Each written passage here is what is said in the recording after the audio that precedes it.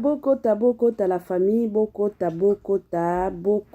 awa ba dossier ke zongi awa somo awa nde likambo la famille kolala kolamukana ba dossier kolala kolamukana ya somo kolala kolamukana ya pasi kolala kolamukana ya kobeba kolala kolamukana ya koyinda kolala kolamukana ya mabeba ndeko na ngai Ezo sala pasi pour la servante de Dieu, la sœur Nadège Mbouma.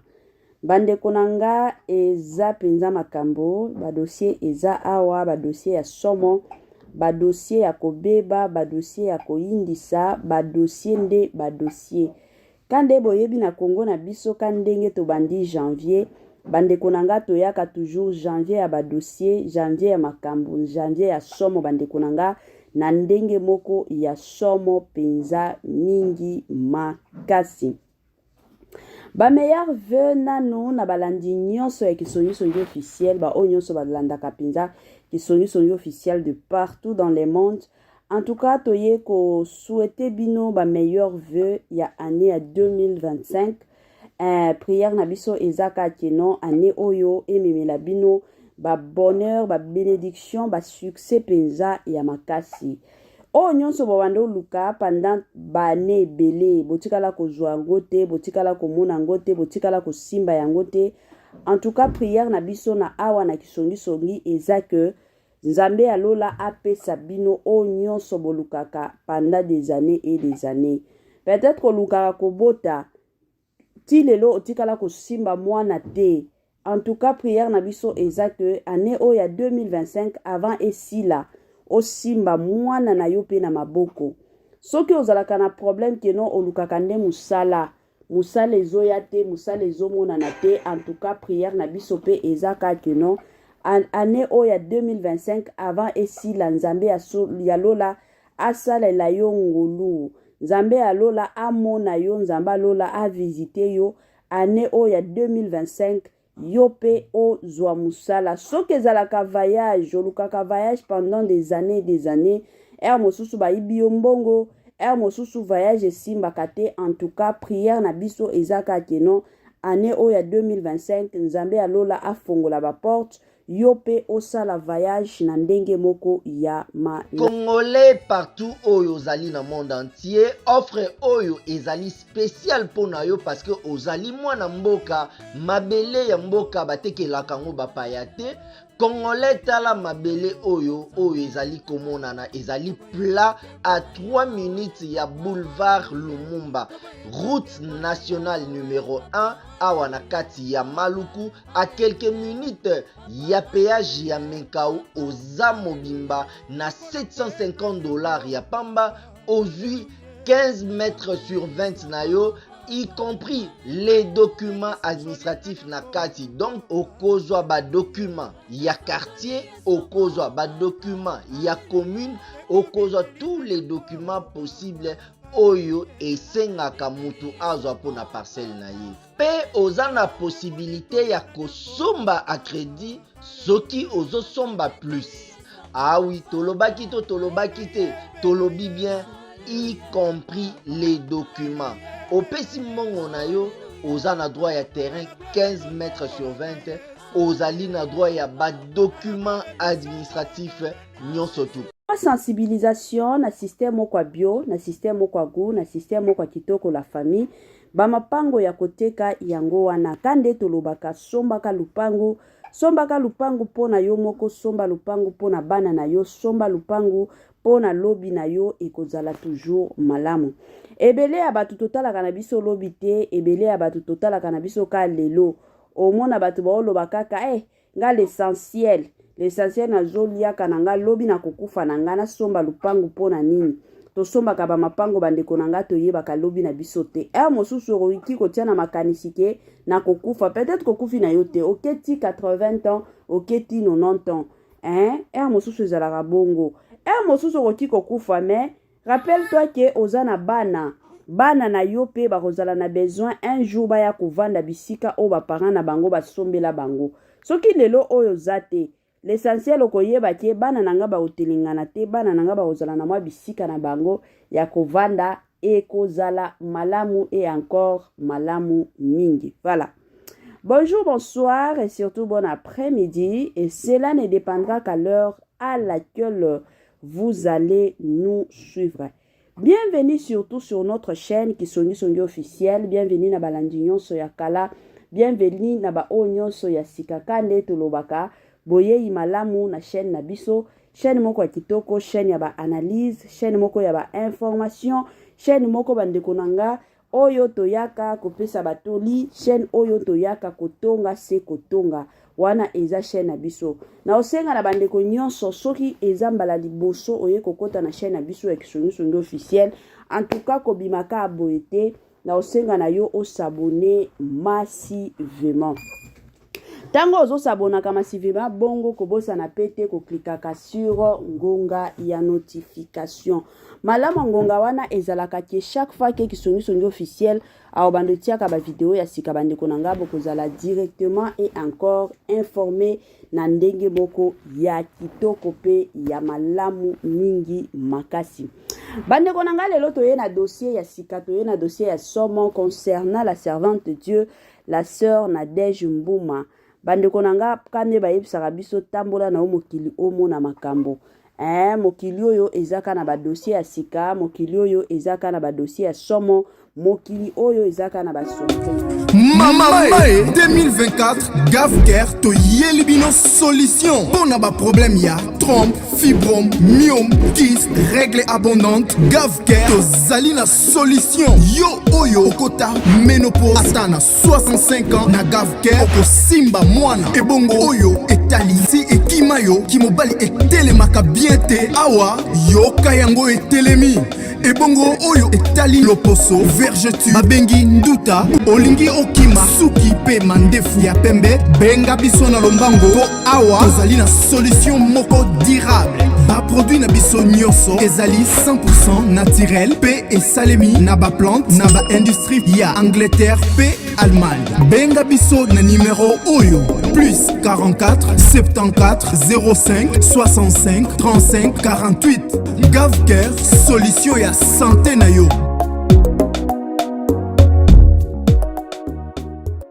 Moi sensibilisation na ndenge moko gu, na ndenge moko bio, na ndenge moko kitoko la famille. Gavker ayeli biso ba solution ya kilikili. Gavker ayeli biso ba solution ya kafu kafu. Balobi na Gavker bika na yo libela, na Gavker okosimba na yo mwana, na Gavker bota ndenge olingi na ndenge moko ya bien, na ndenge moko gu, na ndenge moko ya kitoko. Gavker azosunga kabandeko o nyonso baza na problème ya santé. Oza na problème ya hémorroïde interne to pe externe pota libumu o esila kate. Kolemba obésité, diabète la famille. Gavker azana ba solution ya makasi pe ba solution ya somo penza mingi makasi.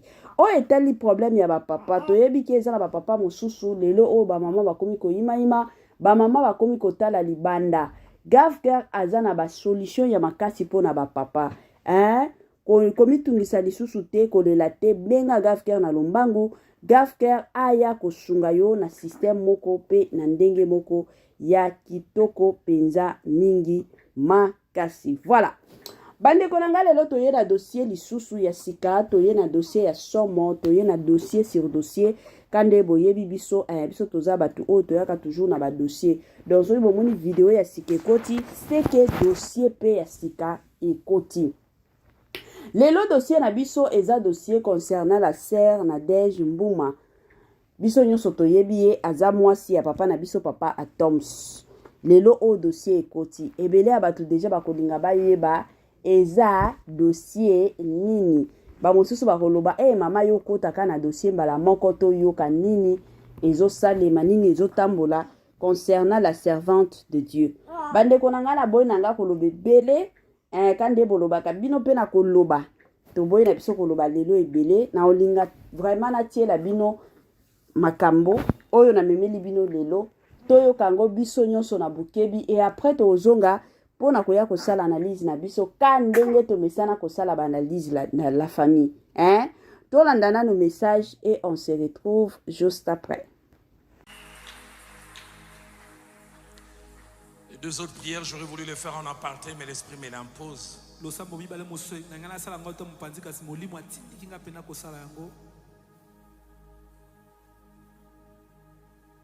Vous auriez voulu avoir les docteurs Atoms en permanence, mais moi j'aurais voulu les garder. Mais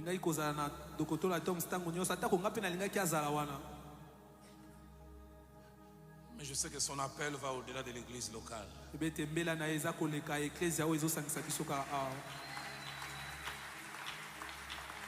Les garder ici à fil lacé, c'est comme garder un aigle dans une sorte de cage. L'aigle est appelé à aller dans les hauteurs les plus élevées.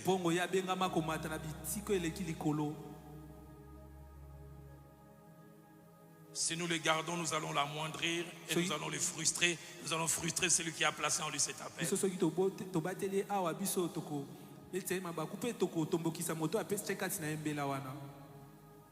Acceptons ces choses que Dieu est en train de faire,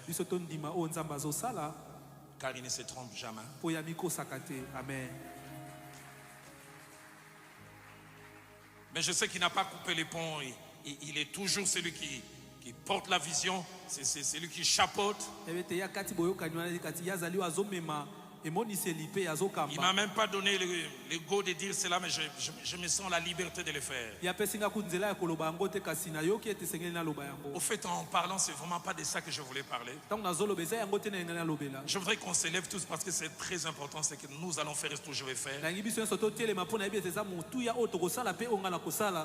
Depuis 3-4 jours, chaque fois que je prie pour cette nouvelle saison dans la vie du docteur Atoms,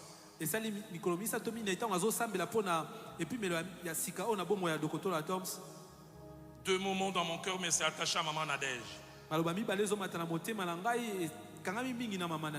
Le premier mot, c'est adaptation. Le deuxième mot, c'est frustration. Adaptation et frustration. Et ce matin, en priant dans mon bureau, j'ai vu une image étrange. Je priais, puis je me suis couché. J'ai vu un arbre qu'on avait planté à un endroit et on l'a déraciné. On est allé les replanter à un autre endroit. Et ces feuilles ont commencé à flétrir et même à jaunir. Ces feuilles ont commencé à flétrir et à jaunir. Parce que les racines ne prenaient pas. On avait l'impression que l'arbre allait sécher. Et puis une pluie est tombée. Et je voyais comme un fermier qui était à côté, on lui disait patience. Et j'ai vu les feuilles commencer à reverdir et à se relever.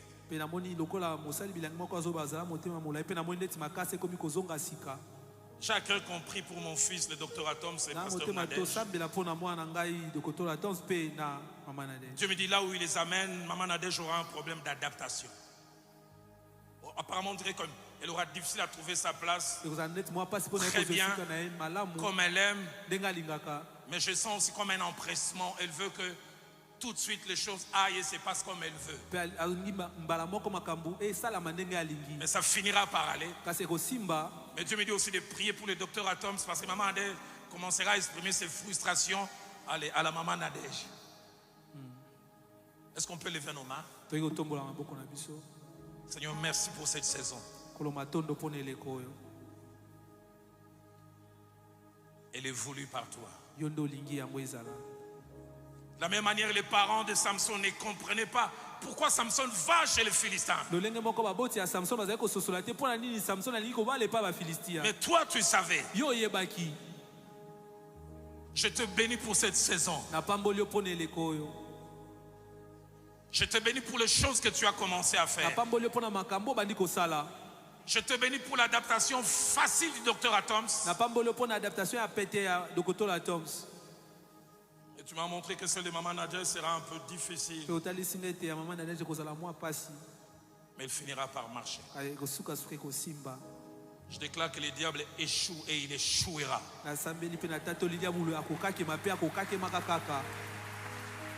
Je prie ce soir pour deux choses. Si possible, donne à Maman Nadège d'être moins frustrée.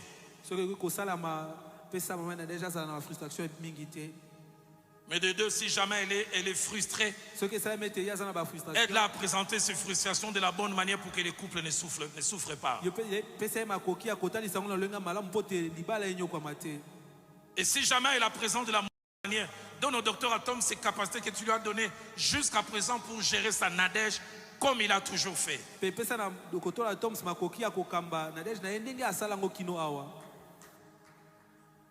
Dernière des choses, je vais même les surprendre. Pasteur Eric, viens ici avec madame, mettez-vous à genoux.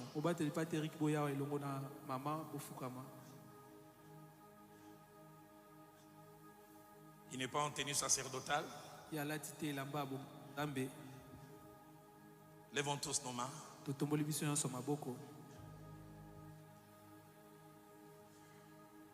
Traité le docteur Atoms m'a parlé de vertus qu'elle a commencé à découvrir en cet homme.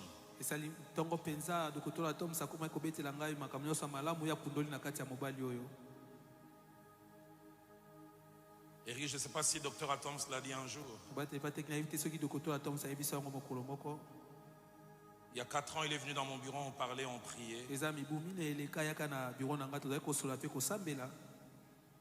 Je lui disais, Dieu m'a dit, Eric sera un autre Roland Dallot pour sa génération.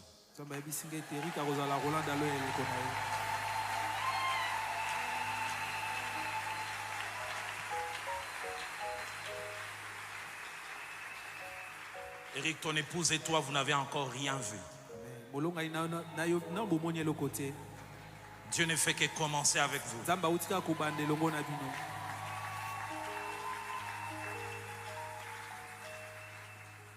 C'est assez malaisé et des fois trop prétentieux de parler de soi-même. 4 choses ont fait le petit secret qui m'ont amené où je suis. Le premier qui m'a été passé par mon pasteur Frère Jacques-André Vernet, il a dit, Roland, sois toujours d'abord un bon chrétien et pas d'abord un bon pasteur.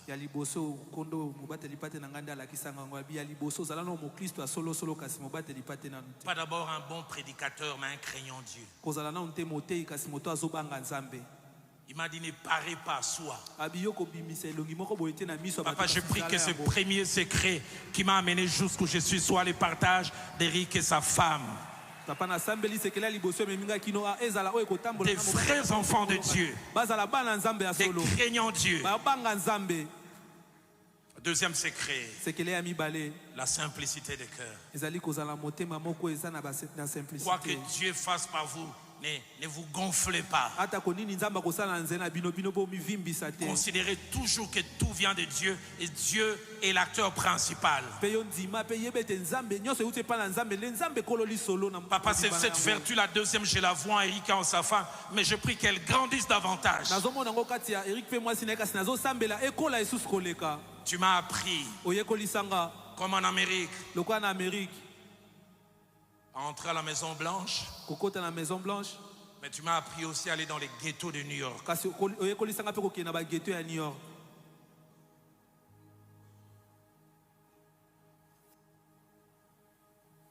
Donna Eric, quand il rentrait dans les maisons des grands, qui n'oublie pas d'entrer aussi à Sangamamba.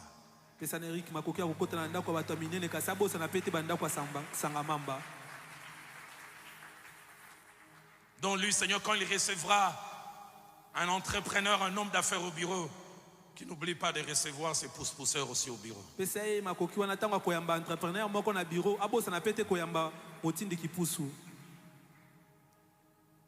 Le pasteur Vernon m'a dit, Roland, si tu vas aller loin, sois un berger qui sent toujours les brebis. Jacques Vernon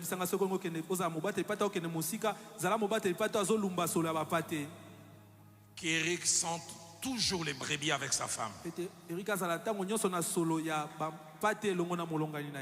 La troisième des choses,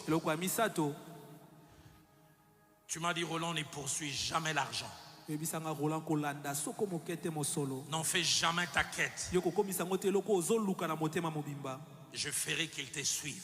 Et je vois comment ça se passe.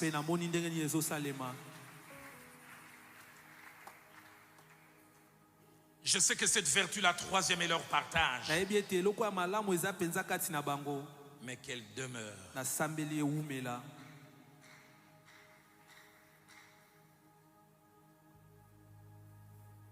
Que l'argent ne soit jamais la motivation. Jamais. Jamais. Jamais. Et la quatrième et dernière vertu. Pe eloko ya malamu ya minei pe ya suka. Tu m'as dit, Roland, par la bouche du feu Jacques-André Vernon, si tu sais gérer la gloire, je l'ajouterai. Si tu ne sais pas, je la gérerai, je l'arrêterai. Na nzela monoko ya Jacques Vernon ebisanga soko ebi kokamba kembo te. Soko ebi kokamba kembo na kobakisa soko ebi te na kolongola yango. Certains me connaissent il y a 4 ans, 5 ans. Basusu ba ebi ngai sali mibu minei to pe mitano. D'autres peuvent regarder avec moi, ils ont marché 30, 35 ans avec moi. Basusu pe bawi kotala batamboli nanga mibu tukumisa to na minei tukumisa na mitano. Ils peuvent voir comment Dieu peut glorifier un homme. Bakomona ndenge nzambe akoki konetola moto. Et tu m'as appris à gérer la gloire. Ta parole dit celui qui est fidèle dans les petites choses, tu lui confies des grandes. Eric soit appelé de mon nom. Eric soit appelé de mon nom. Du nom de Dieu qui m'a sauvé le 5 novembre 85 à 9h. Le Dieu qui m'a appelé à les servir en novembre 87. Le Dieu qui m'a parlé de Philadelphie en novembre 2007. Le Dieu qui en janvier, en février 2008 m'a donné clairement toute la vision de Philadelphie.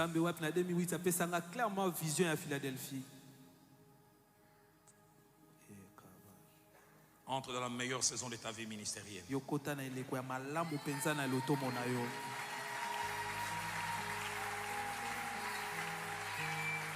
Je déclare du haut de cette chair et en ce jour à cette heure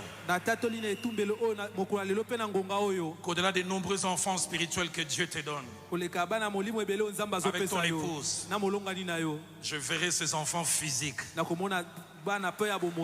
Amen.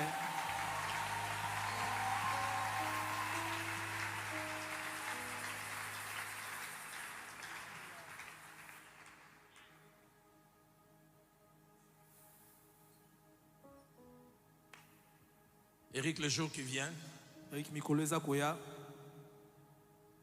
tu vas étonner et tu seras étonné toi-même. Amen.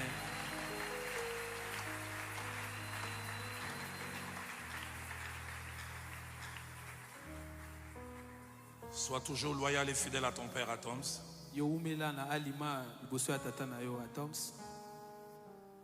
Couvre sa nudité. Et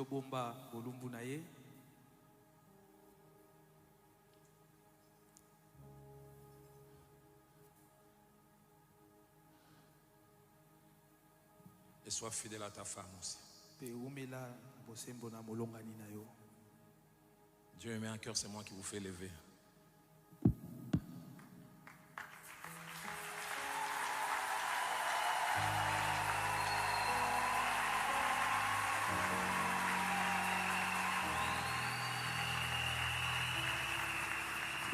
Est-ce qu'on va lever nos mains? Voilà de retour la famille nabandi ebele ya batu toyetu koyoka message ya papa na biso le pasteur Roland Dalo oyo alobi concernant la servante de Dieu, concernant maman na biso maman Nadège Mbuma. Bandeko nanga toyetu koyoka message eza prophétie ka ndenge ebele batu toyebi ke après kokufa papa na biso Alain Moloto tango akufaki selon ba explication selon o ba yebisaki biso ezalaki ke papa na biso Alain Moloto ayebisaka couple Mbumba keno tango na kokufa mukolo na kozalaka te mutu oyo akoki kokamba bino sur la spiritualité ekoki kozala pasteur Roland Dalo.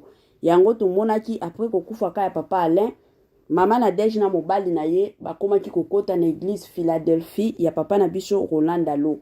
Ka ndenge ezalaka ebela batu toyebi surtout ba oyo bayebi makambo nzambe ndenge etambolaka na bavi ya batu ya de ces personnes oyo bayaka pona saison omona mutu avandi tan wana peut-être alie na vi na yo ka pona kosunga yo tango mukolo na ye kokoka to bangonga na ye kokoka yango tomonaka batu mosusu omona kaka peut-être voyager na ye peut-être bozaka pays moko bobandaki ko se fréquenter makasi mais bokomi na bata moko bozo se fréquentaka lisusu te eza te ke no mutu wana komi na ba comportement mabe te eza saison wana esili nzambe peut-être alingi atinda yo mission na ba place mosusu ezalaka bongo. Dans la minute oyo na message oyo toyoki eza kaka ke saison ya ba couple na biso mbuma esili epai ya pasteur Roland Dalo.